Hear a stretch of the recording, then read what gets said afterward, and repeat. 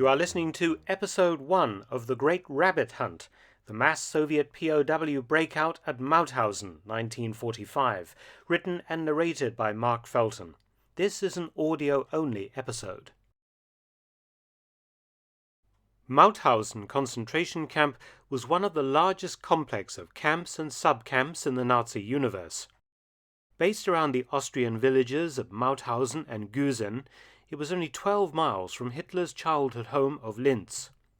Founded shortly after the Anschluss in 1938, the camp consisted of quarries, mines, munitions and weapons factories, and by early 1945, assembly plants for the latest German wonder weapon, the Messerschmitt Me-262 jet. In January 1945, the camp held approximately 85,000 brutalised slave labourers. But as with the other huge concentration camps, Mauthausen had its own hell within hell, known as Block 20. This was a camp within a camp, where thousands of prisoners were housed with the sole purpose of killing them very slowly. Block 20 was known by all in the camp as the Todesblock, or Death Block. It was isolated from the main camp by a relatively low granite wall, standing 2.5 meters high, that was topped with electrified barbed wire. Watching over this space were 3 watchtowers, each mounted with a machine gun. In April 1944, the SS had transferred 4,300 Red Army officers to Block 20. Conditions were appalling, designed with maximum sadism to slowly starve these men to death. The prisoners of war received only 1/4 of the already lean rations given to the rest of the camp. They were issued with neither spoons nor plates, but were instead fed like pigs from wash basins. Block 20 was unheated, and to add to the prisoners' misery, in winter the SS would hose the floor of the block with water, turning it to ice. The block also lacked window panes or frames, and the prisoners were denied bunks on which to sleep. In order to increase the POW's suffering, SS Unterscharführer Josef Niedermeyer, who ruled over this kingdom of pain, would force the prisoners into the squatting position with their hands behind their backs. Niedermeyer then marched them like geese around the exercise yard for up to 3 kilometers at a time. This kind of bestial treatment soon thinned the numbers of Soviet officers dramatically. 4,300 had arrived in April 1944. By November, there were only 1,300 left alive.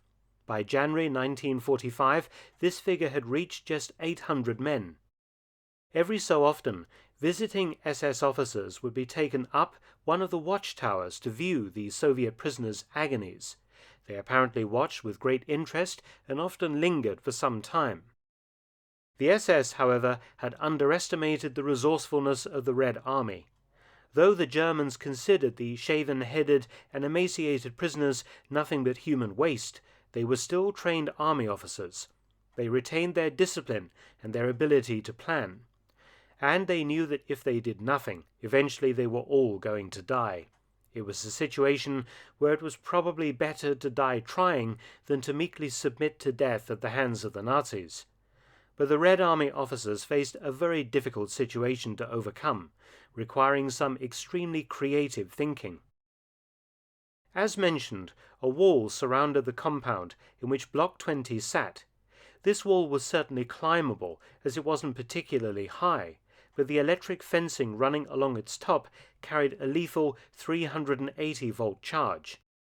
The 3 guard towers that overlooked the compounds were each mounted with an MG-34 belt-fed machine gun.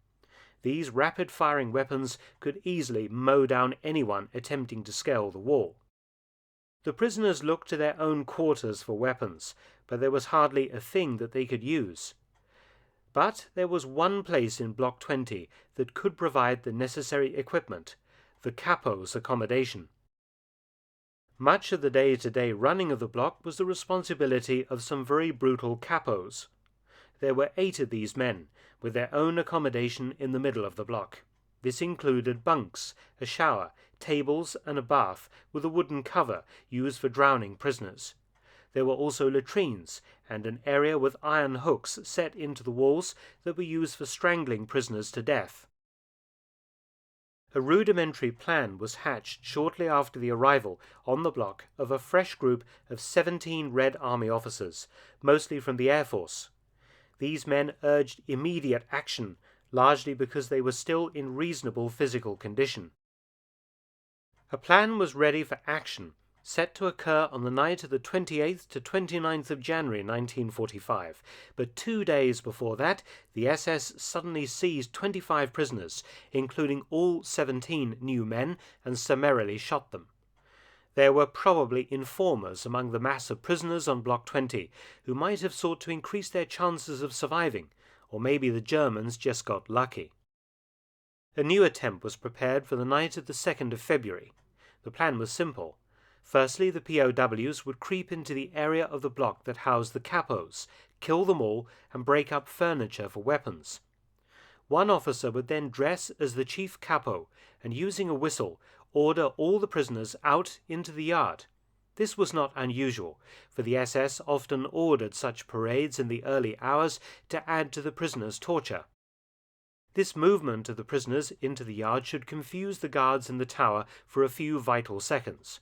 Then, using anything heavy that they could find, hundreds of the POWs were to bombard 2 of the guard towers with missiles in the hope of preventing the exposed sentries from taking proper aim with their machine guns, while hundreds more officers charged the wall, taking with them tables and chairs from the capos' quarters. This furniture would be piled against the walls, and then blankets soaked in water flung over the electric fence to short it out. A vital component in the plan was 2 fire extinguishers from the capos' quarters. 2 teams would climb onto the wall and then scale each guard tower, using the fire extinguishers to disable the sentries. The machine guns could then be turned on other towers or on the SS as they reacted to the revolt, covering the main force of POWs as they charged across the open ground towards the camp's outer fence and freedom.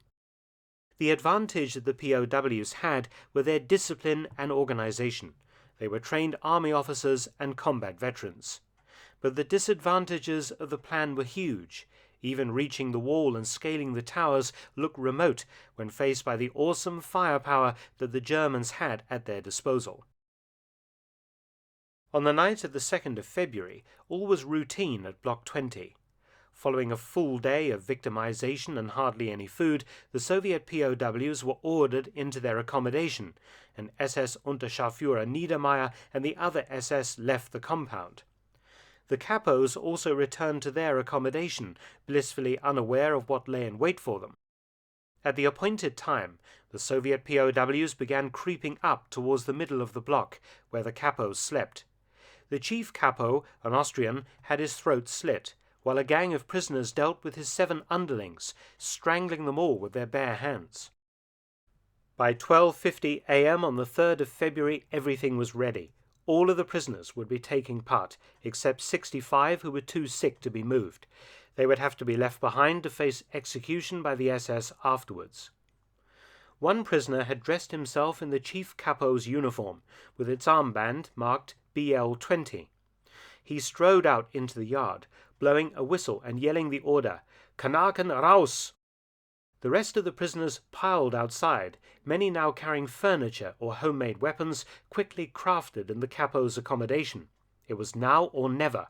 The guards in the watchtowers leaned over their machine guns, watching the milling throng below, momentarily unsure of what was occurring. They couldn't see Niedermeyer or any other SS men with the prisoners, only the chief capo. Suddenly the cry of "Hurrah!" went up, soon joined by hundreds of voices yelling the Russian battle cry. Almost as one, the crowd suddenly began to charge the wall, with distinct groups forming to carry out their assigned tasks. As the SS in the towers struggled to bring their weapons to bear on the Soviet POWs below, the towers began to come under sustained attack. Hundreds of prisoners stood below, pelting the 2 closest towers with a barrage of missiles. Lumps of coal, stones, wooden concentration camp clogs, and hard lumps of soap peppered the towers. The guards could barely get off a few bursts with their MG-34s before they were forced to take shelter behind the wooden walls of their towers. This afforded the prisoners a slim chance. the Germans only managed to shoot down about 14 prisoners. Other groups of inmates had reached the wall and were busily piling the stolen furniture against it. Moving swiftly, several clambered up and threw clothes and blankets soaked in water onto the fence, immediately shorting it. In an instant the entire camp was plunged into darkness, the only sounds the mournful wail of alarm klaxons, occasional shots, and the roar of hundreds of prisoners fighting their way to freedom. 2 3-man groups, each armed with a fire extinguisher, assaulted each guard tower. At one of the towers, one of these improvised assault groups managed to surprise the guard, who was crouching down under a hail of thrown missiles. He was quickly blasted with the fire extinguisher, blinding him before being beaten to death. The 3-man team of Soviet officers seized the machine gun and turned it on the next guard tower, killing the German gunner. This tower was also swiftly taken by the prisoners, who now had in their possession 2 machine guns and several belts of ammunition. These were used to liberally spray the 3rd tower that covered Block 20 and the large numbers of shouting and screaming SS that were surging towards the compound in an attempt to crush the rebellion. Those who managed to cross the Block 20 perimeter wall now faced several hundred yards of open ground to the main camp's perimeter wall. Unfortunately, they also came under the guns of a further 6 wooden guard towers that watched over this section of the perimeter. Around 300 yards to the right of the camp was a farm, and 800 yards further some woods. The woods were not thick enough to conceal the escapees. One large batch of escaped Soviet officers burst into the nearby Schloss Marbach, looting food, shoes, clothing, and any weapons that they could find, but this location soon proved to be exceedingly unlucky. The castle was being used as an SS officers' hostel, and the SS, woken from their beds by the commotion downstairs, began shooting at any Soviets they could see, and proceeded to organize a pursuit of the remainder. The various groups of escaped POWs split up in their desperate attempts to get away from the environs of the camp. Colonel Grigory Zabolotniak led his group south towards the Danube. During their journey, this plucky band of desperados came upon a Luftwaffe anti-aircraft battery that was set up in a field. Creeping up on the Germans, the Soviet officers surprised the battery and overpowered the gun crews with their bare hands. Snatching weapons and a truck, Zabolotniak and his wounded and sick loaded aboard before they drove off at speed. Unfortunately, the Soviet POW's luck ran out later that night when the truck was overtaken by a column of pursuing motorized infantry and annihilated in a brief but fierce firefight. The commandant of Mauthausen, SS Standartenführer Franz Zierreis, immediately began calling local Gestapo, gendarmerie, and order police units, informing them that a major breakout of, quote, dangerous criminals, unquote, had occurred, and ordering them not to take any of the apprehended escapees alive. All police, SS, army, and Volkssturm units were to kill the Soviets on sight. In an even darker turn of events, ordinary Austrians willingly took part in the hunting down and murder of hundreds of escaped POWs. The Austrian Volkssturm Home Guard-style militia was to be particularly active in killing escaped Soviet officers.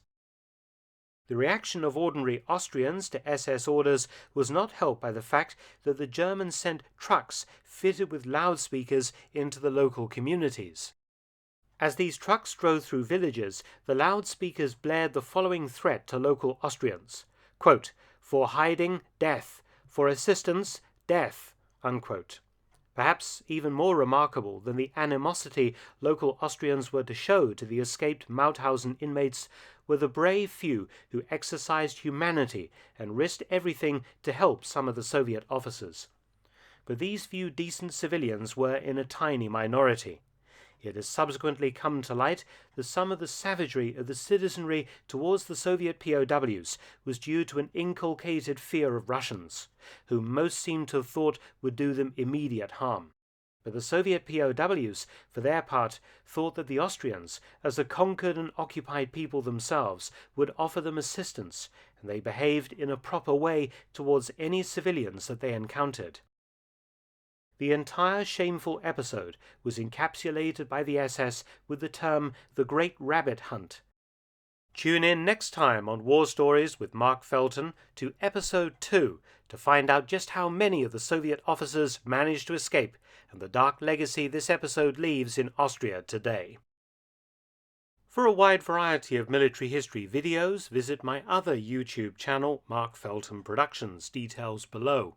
You can also help to support both of my channels at PayPal and Patreon, details again in the description box below.